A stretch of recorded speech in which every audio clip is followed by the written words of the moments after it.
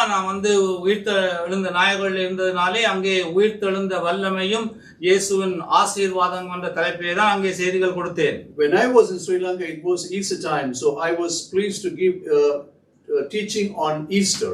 ஆனால் நான் இந்த அமெரிக்காவுக்கு வரும்போது விமானத்தில் எல்லா இடத்தையும் ஜெபம் பண்ணும்போது கர்த்தர் எனக்கு ஒரு வார்த்தையை கொடுத்தார். When I was traveling back to America, the Lord gave me a word. எனவே நாம் எல்லோருமாக சேர்ந்து வாசிப்போம். எரேமியா 29ஆம் அதிகாரம் 11ஆம் வசனத்தையும் 12ஆம் வசனத்தையும் நாங்கள் சேர்ந்து வாசிப்போம். Jeremiah chapter 29 verse 11 and 12. Everybody reads together, please. நீங்கள் எதிர்பார்த்திருக்கும் முடிவை உங்களுக்கு கொடுக்கும்படி நான் உங்கள் பேரில் நினைத்திருக்கிற நினைவுகளை அறிவேன் என்று கர்த்தர் சொல்லுகிறார். அவைகள் தீமைக்கு அல்ல, சமாதானத்துக்கு ஏதுவான நினைவுகளே. அப்பொழுது நீங்கள் கூடி வந்து என்னை தொழுது கொண்டு என்னை நோக்கி விண்ணப்பம் பண்ணுவீர்கள், நான் உங்களுக்கு செவி கொடுப்பேன். சர்வ வல்லமுள்ள தேவனாகிய கர்த்தரே, அற்புதம் நிறைந்த ஆண்டவரே, இந்த கால வேளையிலே இந்த வார்த்தை எங்களுக்கு ஆவிக்குரிய நல்ல உணவாக மாகும்படி நீர் பேசும் நாங்கள் கேட்கிறோம்.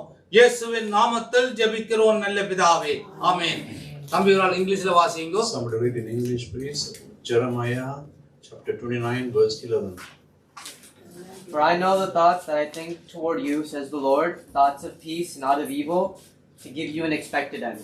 இந்த வசனத்தை நாங்கள் திரும்ப வாசிக்கும் போது எப்படி வாசிக்க போறோம் என்றால், when we read again, we are reading in a different way. நீங்கள் எதிர்பார்த்திருக்கும் முடிவை என்று சொல்லாமல், நாங்கள் எதிர்பார்த்திருக்கும் முடிவை எங்களுக்கு கொடுக்கும்படி தேவன் எங்கள் பேரில் நினைவை அறிந்திருக்கிறார் என்று கர்த்தர் சொல்லுகிறார். அவைகள் தீமைக்கு அல்ல, தீமைக்கு எதிரான சொல்லு நன்மை. ஆனால் இந்த நன்மையிலும் பார்க்க சமாதானம் இன்னும் அதிகமானது. அதனாலே நன்மை மாத்திரமல்ல, சமாதானத்துக்கான காரியங்களை தேவன் எங்களுக்கு செய்வார். உலகத்திலே மிகவும் பணம் கொடுத்து வேண்ட முடியாத ஒரு பொருள் சமாதானம். So we are going to read that verse in a different way, that we have to put you instead of you, put me or I. So the God is going to give peace. That's the last verse in that passage, peace which cannot be bought in this world. இந்த வாக்குத்தத்தம் ஒரு நிபந்தனையோடு உள்ள வாக்குத்தத்தம். This promise is with a condition. வேதத்திலே பல இடங்களிலே நிபந்தனையோடு உள்ள வாக்குத்தத்தங்கள் இருக்கிறது, நிபந்தனை இல்லாத வாக்குத்தத்தங்கள் இருக்கிறது. There are promises in the Bible with condition and not condition. இந்த வாக்குத்தத்தங்களை வாசிக்கும் போது சில இடங்களில் நான் பார்த்திருக்கேன், இதை கொடுத்த உடனே அவர்கள் வருகிறவர்கள், ஓ அப்படியா, நான் நினைச்சு கொண்ட காரியம் நடக்க போக நினைச்சு கொண்டே இருப்பார்கள். அதற்கு என்ன செய்ய வேண்டும் என்று சில பேர் சொல்லுவதில்லை. So when they preach in the church, they say the promised word, and the congregation thinks that it's going to happen soon after. முதலாவதாக இந்த வாக்குத்தத்தத்தை யார் சொன்னார் என்று நாங்கள் பார்க்க வேண்டும்.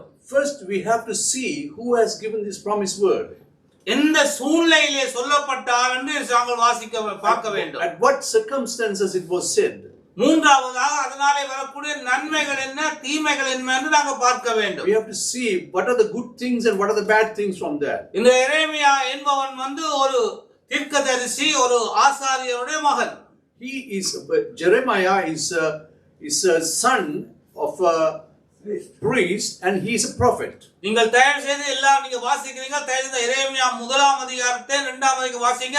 அதை பார்க்கும்போது இது அவன் வேண்டாம், எனக்கு இந்த வேலை வேண்டாம், இந்த தீர்க்கதரிசனம் நான் சின்ன பிள்ளையா இருக்கேன் அவன் விலத்தி போகும்போது கூட தேவன் சொல்வார், நான் உன்னைத்தான் கூப்பிடுவேன், நீதான் வர வேண்டும் என்று. In Jeremiah chapter 1 and 2 you can read his biography. He said, I am a small child, I don't want to be a prophet of God. ஆறுதலாக நீங்க வாசித்து பார்த்தீங்கன்னா அவன் வேண்டாம், எனக்கு வேண்டாம் என்று சொல்லும்போது கூட தேவன் சொல்வார், நீ பயப்படாதே, நீ நான் உன்னை கூப்பிடுவேன், நீ வா என்று சொல்லி அழைக்கிறார். Even he was small, he said, I'm scared, Lord, I don't want to do that job. But the Lord said, I am calling you, you have to come in front. இந்த எரேமியா என்பவன் புலம்பலின் தீர்க்கதரிசி என்று சொல்லப்படுகிறவன். The Jeremiah was called as prophet of lamentations. இந்த weeping prophet. இந்த பைபிள்ல நீங்க வாசித்து பாருங்கள், இந்த சங்கீதம் தான் மிகப்பெரியதாக இருக்கிறது. In the Bible, the Psalms is the biggest book. இரண்டாவதாக இந்த எரேமியாவின் புத்தகம் தான் அதிகமாக இருக்கிறது. Second, the book of Jeremiah. இந்த எரேமியாவிலே புலம்பல், எரேமியாவின் புலம்பல் என்று இருக்கிறது. There's another book called Lamentation. அதை நீங்க பார்த்தீங்கன்னா 22 வசனங்கள், 66 வசனங்கள், 22 வசனங்கள் என்று இருக்கிறது. The book Lamentation has 22, 66 and 22 verses in each chapter. இவைகளை எல்லாம் அவன் இந்த தனக்காக அல்ல, இந்த மக்களுக்காக அழுது ஜெபித்த ஒரு தீர்க்க தரிசனங்கள். Not for him, he cried for the people whom he belongs to, and those are the prophets came from. இன்றைக்கு நீங்கள் எல்லாரும் ஒவ்வொரு காரியங்களுக்காக அழுது ஜெபிக்கிறீர்கள். You guys also praying for, weeping and praying for some good reasons. நீங்கள் எடுக்கிற முடிவு, நீங்க விரும்புகிற முடிவு ஒரு தனிப்பட்ட முடிவாக இருக்கலாம். It can be, your decision can be singular. உங்களுக்காக மாத்திரம் நீங்க எதிர்பார்த்துக்கணும் இந்த காரியம் நடந்தாக வேண்டும் என்று. You must be thinking that it should be in your favor. இந்த குடும்பத்துக்காக என்று சொல்லி, உங்கள் குடும்பங்களுக்காக என்று சொல்லி செய்யலாம். It can be in favor of your family. ஒரு குழுவாக சேர்ந்து இதை செய்து முடிக்க வேண்டும் என்று நீங்க விரும்பலாம், இந்த இது நிறைவேற வேண்டும் என்று. You can be thinking it's like a group that it should be achieved. இந்த நாட்டிற்காக என்று சொல்லி ஒரு பெரிய நாட்டிற்காக கூட நீங்கள் விரும்பலாம். You can be thinking it should be a good, grateful for the country. எதுவாக இருந்தாலும் Whatever, உங்களுடைய சிந்தனைகளை நாம் அறிந்திருக்க முடியாது. we do not know what your thinking is, ஆனா தேவன் அறிந்திருக்கிறார். but the Lord knows about it. லூக்கா 5ஆம் அதிகாரம் 22ஆம் வசனத்தை வாசியுங்கள். Luke chapter 5 verse 22. Luca 5:22.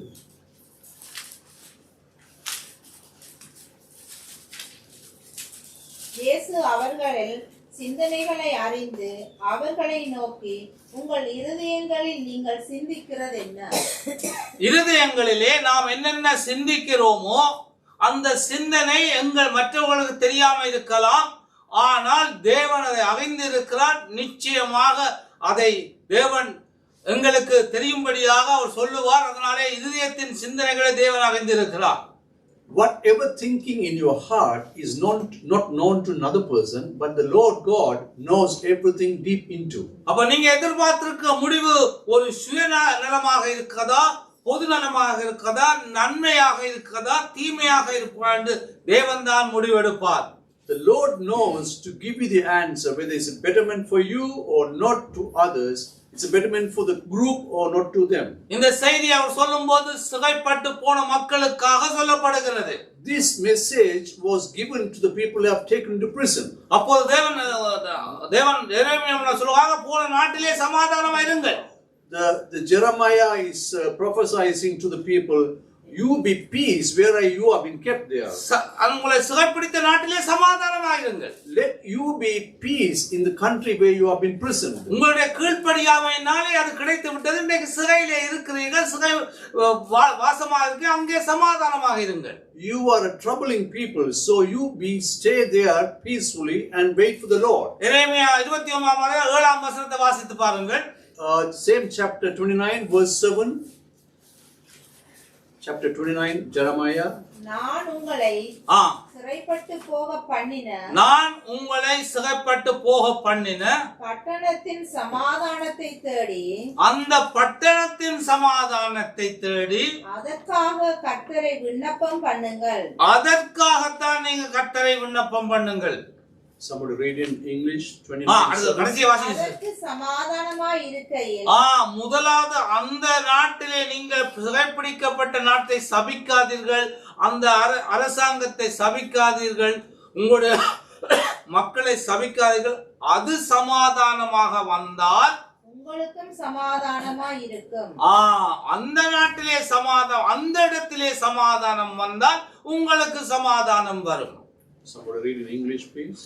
And seek the peace of the city where I have caused you to be carried away captives, and pray unto the Lord for it, for in peace therefore shall ye have peace.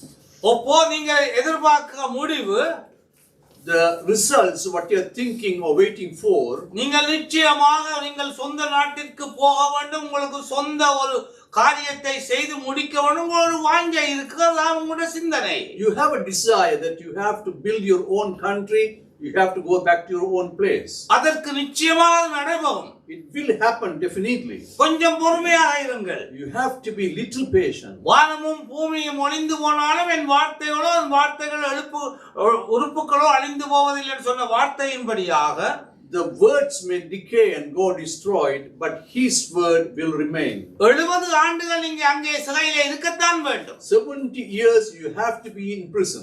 ஏனென்றால் நீங்கள் கீழ்ப்படியாதனாலே அது என்னுடைய தண்டனை. Because you have not listened to God, that's a punishment from God. அந்த 70 ஆண்டுகள் முடிந்த பின்பாக நீங்க சொந்த ஊருக்கு போவீங்க.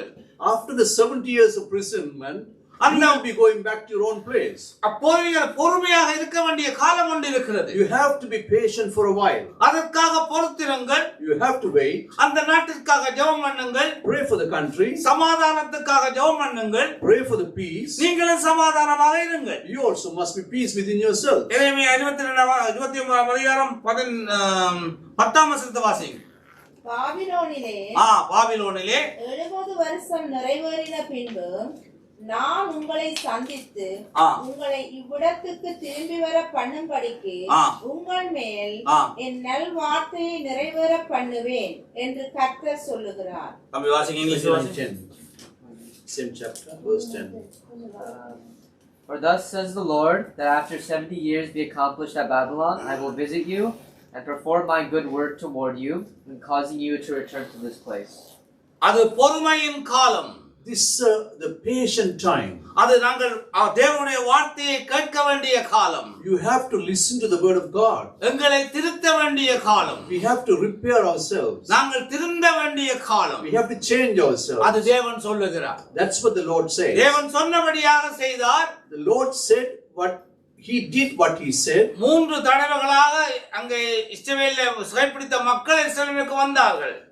3 times the people from Babylon, they came back to Israel. திரும்ப வந்து இஸ்ரவேலை கட்டினார்கள்.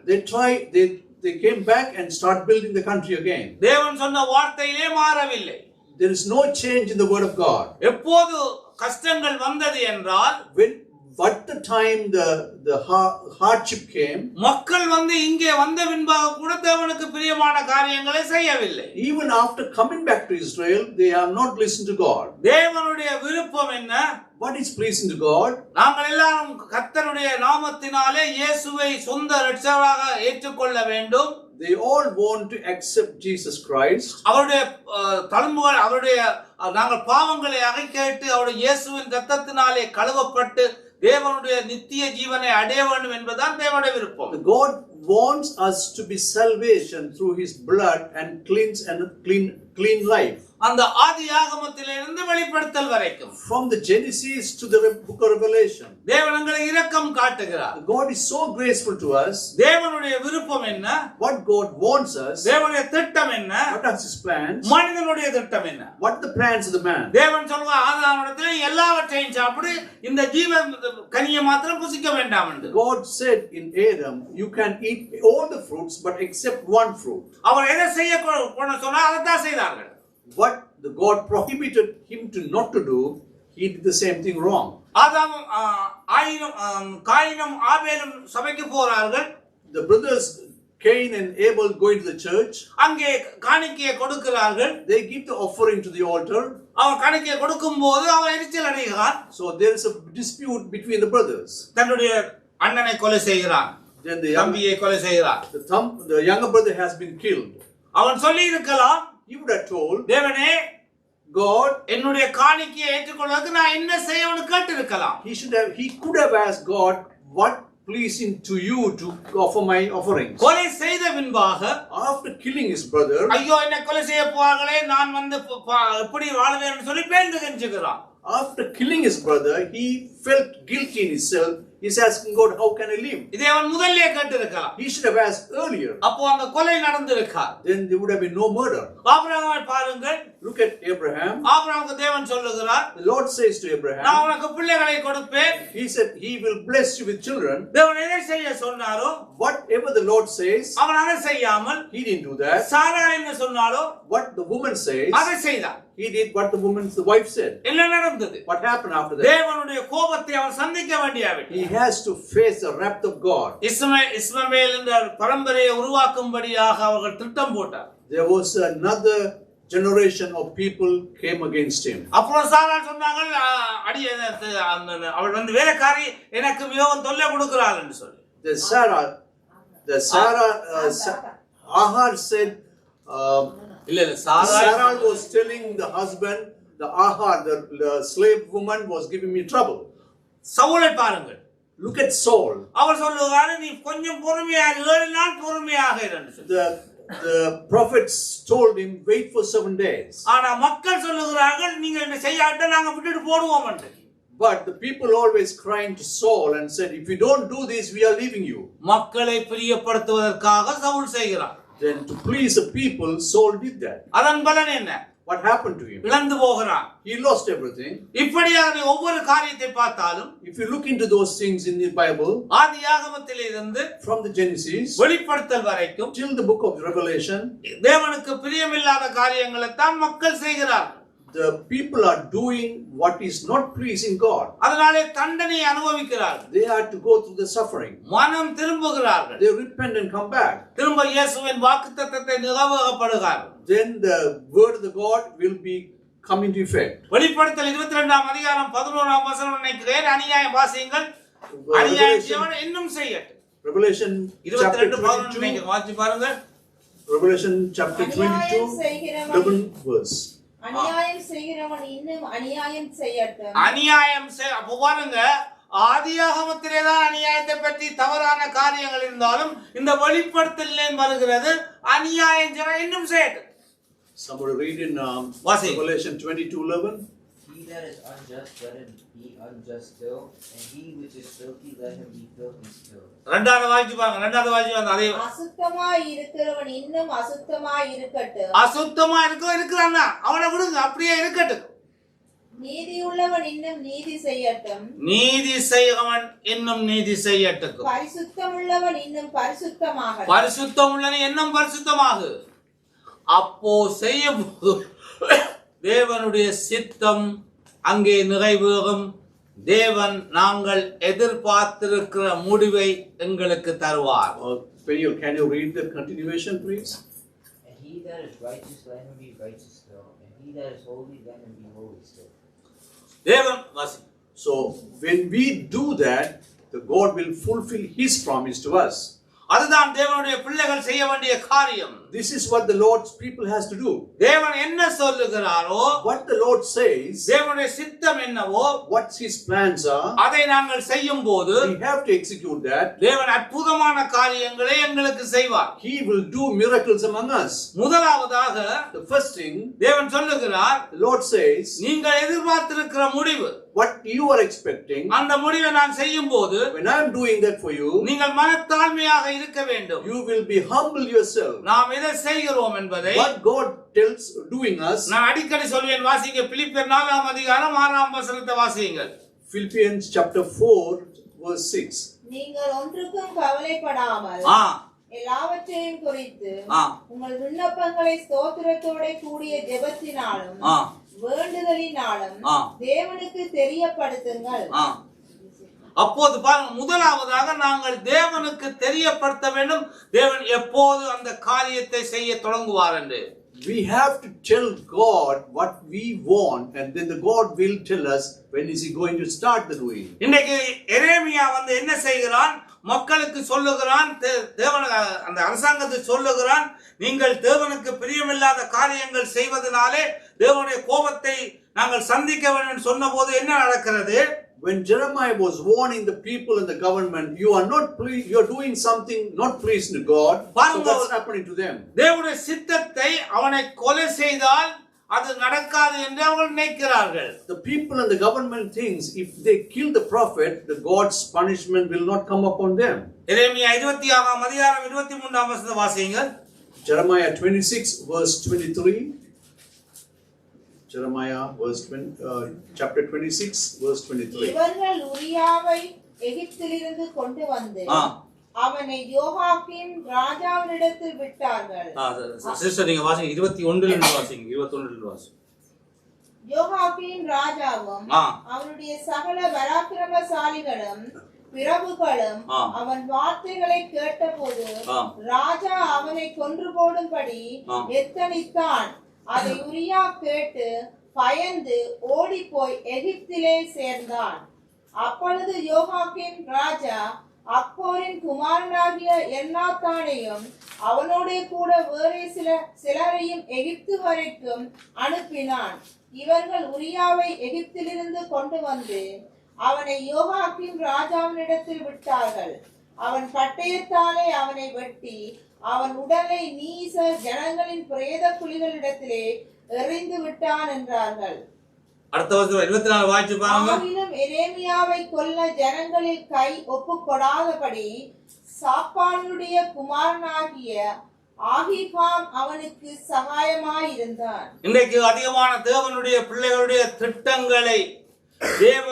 திட்டங்களை கொலை செய்வதன் மூலமாக, அதை மறைப்பதன் மூலமாக அந்த காரியத்தை மூடலாம் என்று உலக மக்கள் நினைக்கிறார்கள். The people of the world thinks they can hide the prophets, or they kill the prophets and they hide the breath from God. நீங்க ஆறுதலாக வாசிப்பாங்க, உரியா என்பவனும் எரேமியா என்ப தீர்க்கதரிசி ரெண்டு பேருமே நீங்கள் தேசத்திற்கு தீமை வரப்போகுது என்று சொன்னார்கள். There are two prophets, Uriah and Jeremiah. They are warning the people there's a curse coming from God. ஆனா உரியாவை அவன் கொலை செய்ய போகான்னு சொல்லும்போது அவனை எகிப்துக்கு ஓடிவிட்டான்.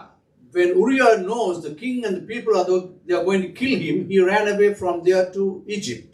ஆனால் அவன் எப்படியாவது திரும்ப கொண்டு வந்து அதே ஊரிலே அவனை உரியாவை கொலை செய்தார்கள். But they bring him back and they killed him in the same country. ஆனா எரேமியாவை ஏன் கொலை செய்யவில்லை என்றால், why they couldn't touch Jeremiah? வாசித்து பாருங்கள், எரேமியா 1ஆம் அதிகாரம் கடைசி வசனத்தை வாசியுங்கள். If you read chapter 1, the last verse of Jeremiah chapter 1, the last verse. அவர்கள் உனக்கு விரோதமாக யுத்தம் பண்ணுவார்கள், ஆனாலும் உன்னை மேற்கொள்ள மாட்டார்கள். உன்னை இரட்சிக்கும்படிக்கு நான் என்னுடனே இருக்கிறேன். இங்கிலீஷ்ல வாசிங்க. And they shall fight against you, but they shall not prevail against you, for I am with you, says the Lord, to deliver you. தேவன் சொன்ன வாக்குத்தத்தத்தை நிறைவேற்றினாரா இல்லையா? The God's promise is fulfilled or not? உரியாவை கொலை செய்ததற்கான காரணங்களையோ அது சரியான முறையோ தவறு சொல்ல எனக்கு தெரியாது. I do not know what the reason Uriah was killed. உரியாவை ஏன் கொலை செய்த கர்த்தர் அனுமதித்தார் கூட எனக்கு சரியாக சொல்லி உங்களை குழப்ப விரும்பவில்லை. எனக்கு I don't know what the reason was behind the killing of Uriah. நான் உங்களுக்கு சொல்லக்கூடிய ஒரு காரியம் What என்னவென்றால், I can say to you, அவர் சொன்னார், தேவன் உன்னை அவர்கள் மேற்கொள்ள முடியாது என்று. the Lord said to Jeremiah, nobody can overcome you. அதை அவர் எரேமியாவுக்கு நிறைவேற்றினார். He fulfilled to Jeremiah. அவனை பாதுகாத்தார். He protected him. இரண்டாவது காரியம், The second thing, எரேமியா 30ஆம் அதிகாரம் 22, 23, 24, 25 வாசியுங்கள். chapter 36, 22, 23, 24. Chapter 36, 22, 23, 24. 9ஆம் மாதத்திலே ராஜா குளிர்காலத்துக்கு தங்கும் வீட்டில் உட்கார்ந்திருந்தான். அவனுக்கு முன்பாக கணப்பு மூட்டியிருந்தது. யெகூதி 3-4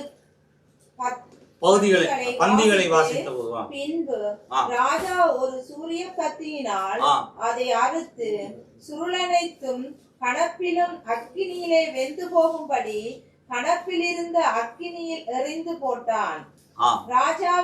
ராஜாவினும் அந்த வார்த்தைகள் எல்லாம் கேட்ட அவனுடைய சகல ஊழியக்காரனாயினும் பயப்படவும் இல்லை, தங்கள் வஸ்திரங்களை கிழித்துக் கொள்ளவும் இல்லை. Now the king sat in the winter house in the 9th month, and there was a fire on the hearth burning before him. And it came to pass that when Jehudi had read 3 or 4 leaves, he cut it with a penknife and cast it into the fire, and that was the hearth, until all the roll was consumed in the fire that was on the hearth. Yet they were not afraid, nor rent their garments, neither the king nor any of his servants that heard these words. நீங்கள் ஆழமாக வாசித்து பார்க்கும்படியாக உங்களுக்கு கேட்கிறேன். you go and deep reading those passages. இவைகள் மிகவும் அவசியமான ஆவிக்குரிய உணவு. These are very spiritual good food. இதை நீங்க வாசிக்கும் போது பெரிய பெரிய பைபிள் காலேஜ் டீச்சர் உங்களுக்கு விளங்கப்படுத்த தேவையில்லை, பரிசுத்த ஆவியானவர் உங்களுக்கு விளங்கப்படுத்துவார். You can read and you can understand through the Holy Spirit. அந்த அரசன் அதை கத்தியாலே வெட்டி தீயிலே போடுகிறான். ஏனென்றால் அவனுடைய சிந்தனை என்னவென்றால், இதை வெட்டி தீயினாலே போட்ட பின்பு இந்த தீர்க்க தரிசனம் அழிந்துவிடும் என்று சொல்லி. The king was reading the scrolls of the prophets, prophetic words, and what he did is he cut them and put in the fire, and he thought, if the scrolls are burned, the prophetic words will not happen. இன்றைக்கு சில பேர் சில காரியங்களை மறைத்து விடலாம், அழித்து விடலாம், ஒழித்து விடலாம், இதனாலே முடிந்து விடும் என்று நினைக்கிறார்கள். Some people think that they can hide, they can throw, they can burn and do these things will never happen. தேவனுடைய தீர்க்கதரிசன வசனம் ஒரு நாளும் அழியாது. The God's prophetic words will never destroy. அதே தீர்க்கதரிசன வசனங்களை எரேமியா திரும்பவும் சொல்லும்படியாக, திரும்பவும் எழுதும்படியாக அவன் செய்தார். The Jeremiah was asked by God to write again the same prophetic words. உங்களுடைய வாழ்க்கையிலே எதையெல்லாம் மறைக்கிறார்களோ, whatever the people are hiding in your life, எதையெல்லாம் மூடுகிறார்களோ, what they are covering up, அது மூடினாலும் நிச்சயமாக வரும். even they cover up, தேவனுடைய சித்தம் நிறைவேறும். the God's plan will be executed. நீங்கள் எதிர்பார்க்க முடிவு நடக்கும். What you plans, what you thinking will happen. சமாதானம் வரும். There will be peace. தேவனுடைய அன்பு வரும். There will be love of God. தேவனுடைய திட்டம் நிறைவேறும். The God's plan will be executed.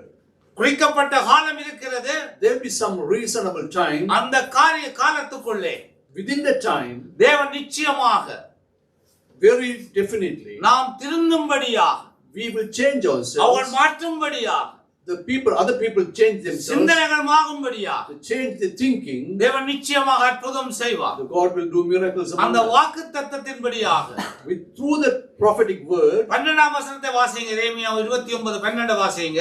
Chapter 29 verse 12, Jeremiah.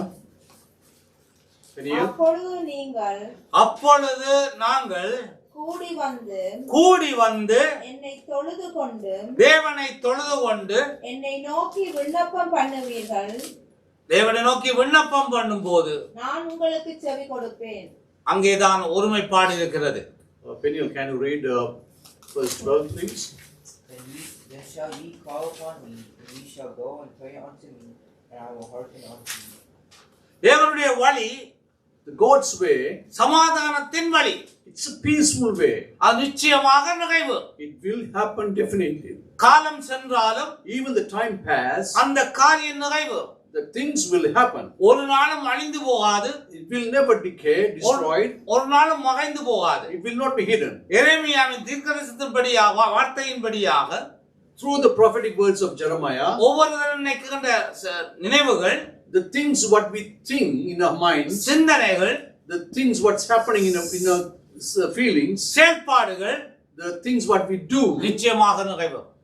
it will come to pass. அது நிறைவேறும் போது, when it come to pass, தேவன் அற்புதமான காரியங்களை செய்வது மாத்திரமல்ல, then the Lord will do miracle things, ஆசீர்வாதமான காரியங்களையும் செய்வார். and that will be a blessing to us all. தேவனுடைய வழி the Lord's way, சமாதானமான ஒரு வழி. it's a peaceful way.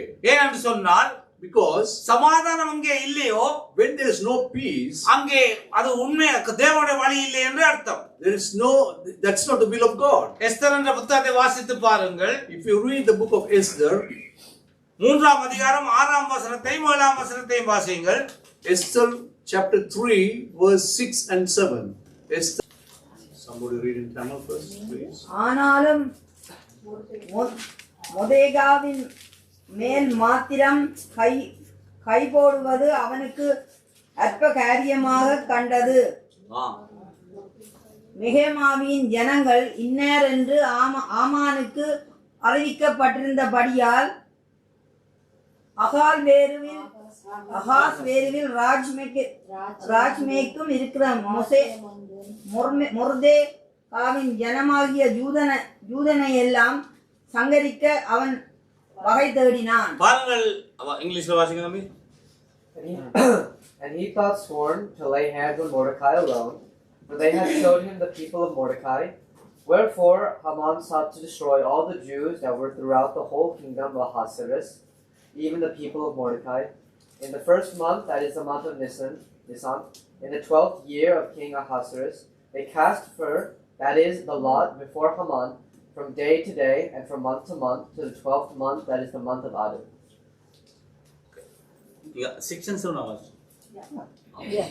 பாருங்கள், ஆமான் என்ன செய்கிறான்?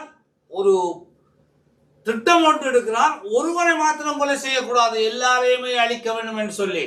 The Haman is planning not to kill one person, he wants to destroy the whole nation of Jews. அது ஒரு குழப்பத்தின் ஆவி. That's a deceiving spirit. தேவனுக்கு உண்மையான விருப்பம் இல்லாத முடிவு. It's not a pleasing one to God. அதன் மூலமாக யார் அழியப்பட்டார்கள்? For that, who was punished? ஆமானும் அவருடைய குடும்பமும் தான் அழிந்தார்கள். The Haman and his family was சமாதானம் இல்லாத முடிவு. There is no peace in the decision. அது சமாதானம் இல்லாதனால அவனும் அவன் குடும்பமும் அழிந்தார்கள்.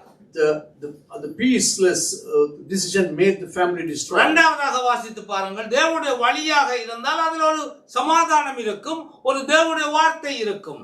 If there's a peace, if the way of God, there'll be peace and harmony in that way. யோவான் 2ஆம் அதிகாரம் வாசிங்க, 2ஆம் அதிகாரம் 7ஆம் வசனத்தையும் 8ஆம் வசனத்தையும் வாசிங்க. John chapter 2 verse 7 and 8, New Testament. இயேசு வேலைக்காரரை நோக்கி, ஜாடிகளிலே தண்ணீர் நிரப்புங்கள் என்றார். அவர்கள் அவைகளை நிறைய நிரப்பினார்கள். அவர் அவர்களை நோக்கி, நீங்கள் இப்பொழுது மொண்டு பந்தி விசாரிப்பு காரிடத்தில் கொண்டு போங்கள் என்றார். அவர்கள் கொண்டு போனார்கள். அந்த திராட்சை ரசம் எங்கே இருந்து வந்ததென்று தண்ணீரை மொண்ட வேலைக்காரருக்கு தெரிந்ததே அன்றி பந்தி விசாரிப்புக்காரருக்கு தெரியாதனால் அவன் திராட்சை ரசமாய் மாறின தண்ணீரை ருசி பார்த்த போது மணவாளனை அழைத்து, எந்த மனுஷனும் முன்பு நல்ல திராட்சை ரசத்தை கொடுத்து ஜனங்கள் திருப்தி அடைந்த பின்பு ருசி குறைந்ததை கொடுப்பான், நீரோ நல்ல ரசத்தை இதுவரைக்கும் வைத்திருந்தீரே என்றான். பாருங்கள், தேவனுடைய பிள்ளை அவனுடைய தண்ணீரை ரசமாக மாற்றுகிற ஒரு சமாதானம். அங்கே முடிந்து போனது என்று சொல்லும் போது அங்க தண்ணீரை தேவன் ரசமாக மாற்றுகிறார். எங்களுடைய முடிவு, தேவன் அதை செய்வாராக இருந்தால் அது தண்ணீர் ரசமாக மாறும்.